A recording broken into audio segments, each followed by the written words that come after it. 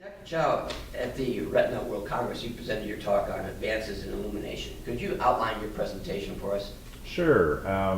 I started the talk by reviewing my involvement in that technology over the last 15 years.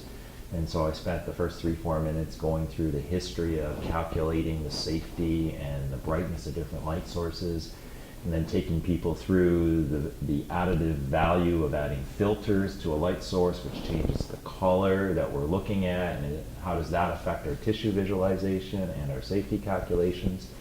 And then I guess really where I kind of highlighted the talk is ending with kind of 2 new pieces of information, and really it highlighted on 2 current state-of-the-art light sources. The first was on the Dork EVA. The Dork EVA features an LED light source, and so basically I did repeat testing on the safety calculations and the brightness of that machine. And on that machine they have the ability to change the color of light you're looking through 20-step gradations, right? And we essentially calculated what is the change in brightness and safety as you go from 0 through to 20 on that scale. And essentially have shown, to no surprise, that when you shift towards an increasingly yellow light, that the safety calculations exponentially increase. So instead of 8 minutes or 10 minutes of safety time, you move into the range of 2 hours of safety time.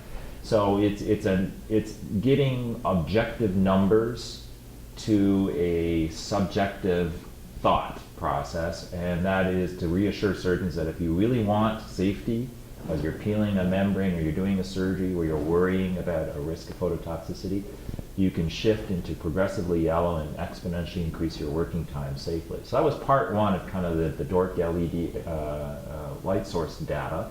Part 2 was the brightness. They have a new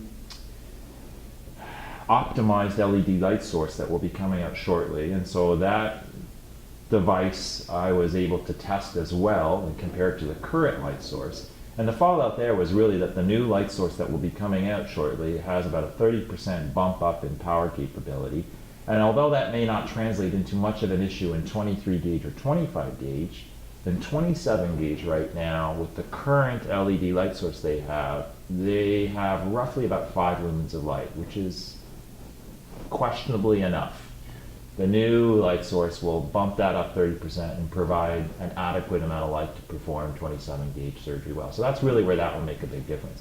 The second new piece of data is on the Ingenuity system, the digitally assisted vitrectomy system that TrueVision and Alcon have done together.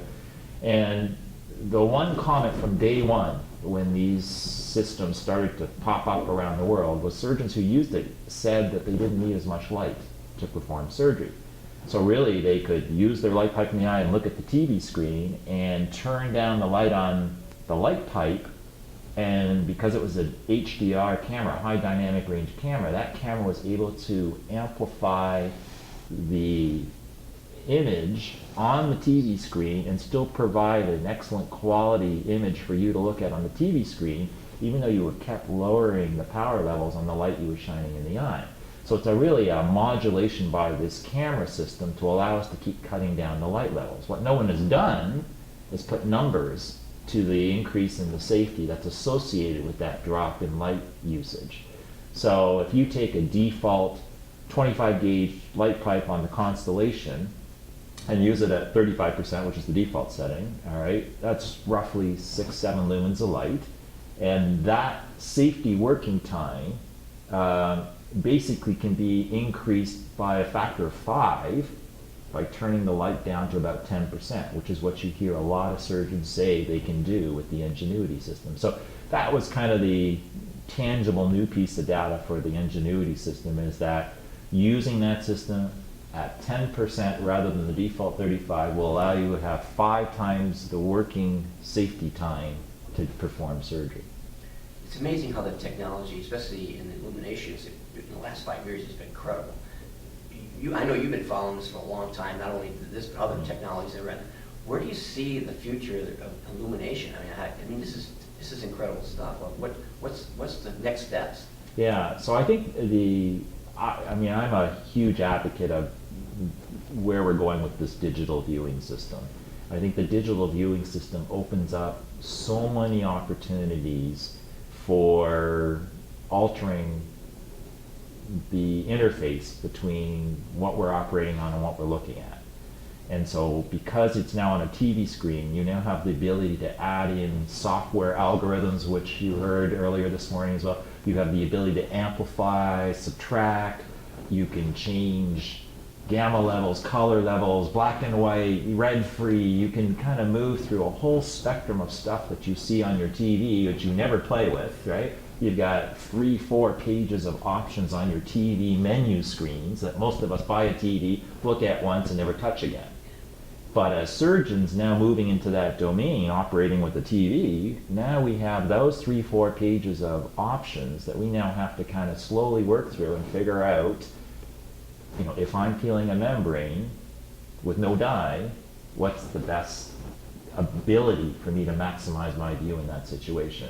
You know, if I'm trying to operate an eye full of blood, right, what's the best color to contrast with the red of the blood, right? So all of this kind of visualization research, I think, is the exciting part of what you'll see. And because it is a digital environment, you can add it as overlays. You can flip it in and flip it out and flip it in and flip it out. So it's going to allow us an exponential ability to start playing with the information we have available to us, really.